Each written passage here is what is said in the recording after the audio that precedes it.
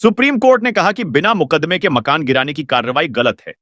अगर प्रशासन मनमाने तरीके से मकान गिराता है तो अधिकारियों को इसके लिए जवाबदेह बनाना होगा। सुप्रीम कोर्ट में बुधवार 13 नवंबर 2024 को बुलडोजर एक्शन पर सुनवाई के दौरान बड़ी टिप्पणी की। कोर्ट ने कहा कि सरकारी शक्ति का दुरुपयोग न हो। जज फैसला पढ़ रहे हैं। जस्टिस गवई ने कवि प्रदीप की एक कविता का हवाला दिया और कहा कि घर सपना है जो कभी न टूटे। जज ने आगे कहा कि अपराध की सजा घर तोड़ना नहीं हो सकता।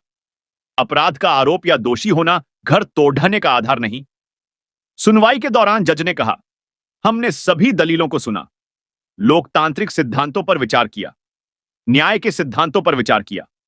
इंदिरा गांधी बनाम राजनारायण, जस्टिस पुत्तास्वामी जैसे फैसलों में तय सिद्धांतों पर विचार किया है। सरकार की जिम्मेदारी है कि कानून का शासन बना रहे, लेकिन इसके साथ ही नागरिक अधिकारों की रक्षा संवैधानिक लोकतंत्र में जरूरी है।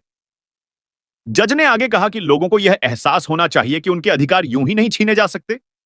सरकारी शक्ति का दुरुपयोग नहीं हो सकता है। हमने विचार किया कि क्या हम गाइडलाइंस जारी करें। बिना मुकदमे के मकान गिराकर किसी को सजा नहीं दी जा सकती है।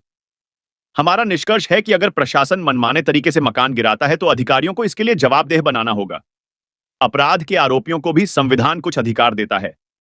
किसी को मुकदमे के बिना दोषी नहीं माना जा सकता है।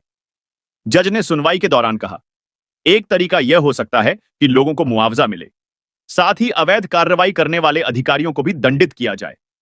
प्राकृतिक न्याय के सिद्धांत का पालन होना चाहिए। किसी को पक्ष रखने का मौका दिए बिना मकान नहीं गिरा सकते हैं। प्रशासन जज नहीं बन सकता। किसी को दोषी ठहराकर मकान नहीं गिराया जा सकता है। देश में माइट वॉज राइट का सिद्धांत नहीं चल सकता है। अपराध के लिए सजा देना कोर्ट का काम है। निचली अदालत से मिली फांसी की सजा भी तभी लागू हो सकती है जब हाई कोर्ट भी उसकी पुष्टि करे। अनुच्छेद 21 जीवन के अधिकार के तहत सर पर छत होना भी एक अधिकार है।